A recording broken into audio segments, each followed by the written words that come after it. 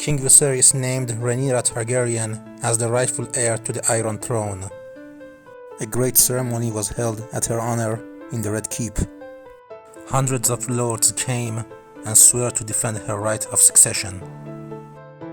However, Prince Daemon was not among them.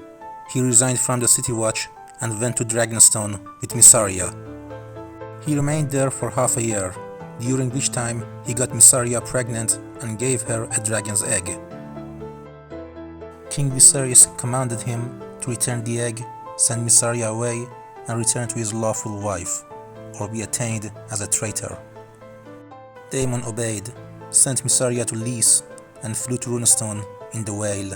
But Mysaria lost the child on her way. When Prince Daemon heard about this, he spoke no grief, but his heart hardened against the king. Though Princess Rhaenyra had been named the heir, there were many in the realm who still hoped that Viserys might father a son. Laena Velaryon was considered a suitable bride. By taking the girl to wife, the king could heal the rift between the Iron Throne and Driftmark, and Lady Laena would make a great queen. Viserys Targaryen was not a strong-willed king, but in this matter, His Grace made his own decision. He will marry for his own heart, not for the good of the realm. King Viserys intended to marry Alicent Hightower, the 18-year-old daughter of the king's hand. Not everyone was happy about the king's new marriage. In the Whale, Prince Daemon almost killed the man who brought him the news. The Sea Snake was not pleased either. House Velaryon had been passed over once again. At the king's new wedding, House Velaryon was notable for its absence. Princess Rhaenyra cheered for her stepmother at the wedding, while Queen Alicent kissed her on the cheek and called her daughter. Across the Blackwater Bay, Lord Corlys welcomed Prince Daemon to a war council. The prince had suffered all he could of the Vale of Arryn, Runestone, and his lady wife. Dark Sister was made for nobler things than slaughtering sheep. She has a thirst for blood.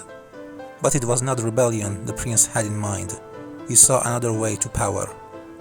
The free cities of Myr, Lys, and Tyrosh had formed an alliance known as the Triarchy and taken control over the Stepstones, under the command of Krakas Dragar, the crab feeder.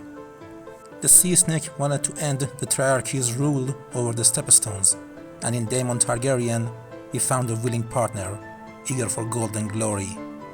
Dismissing the king's wedding, they made plans in high tide. Lord Velaryon would command the fleet, Prince Daemon the army. He had no trouble gathering an army of second sons and landless adventurers, won many victories during the first 2 years of the conflict, and killed the crab feeder. King Viserys, who thought war keeps Daemon out of trouble, supported his efforts with gold. In 109 AC, Daemon Targaryen and the Sea Snake almost controlled all the islands. During this moment of victory, Prince Daemon declared himself King of the Stepstones and the Narrow Sea. The next year, Triarchy dispatched a fresh force. Dorne also joined the war in alliance with the Triarchy. Fighting continued. In 107 AC, Queen Alicent bore the king a healthy son named Aegon. She also gave birth to a girl, Helena, and another boy, Aemond, within 3 years. Queen Alicent and Princess Rhaenyra soon began to be enemies. Both wanted to be the first lady of the realm. And though the queen had given the king 2 sons, Viserys had done nothing to change the order of succession. Many believed that Aegon should be named the heir, mainly Sir Otto Hightower. He pushed so far on the matter that in 109 AC, Viserys stripped Sir Otto of his office and named Lionel Strong as the new Hand of the King. Even after Sir Otto had returned to Old Town, the Queen's party existed at the court. Against them was the party of the princess. In 111 AC, a great tourney was held at King's Landing, on the 5th anniversary of King's marriage to Queen Alicent. At the opening feast, the Queen wore a green gown while the princess dressed in red and black. Note was taken, and thereafter, the queen's party was known as Greens and the party of the princess as Blacks.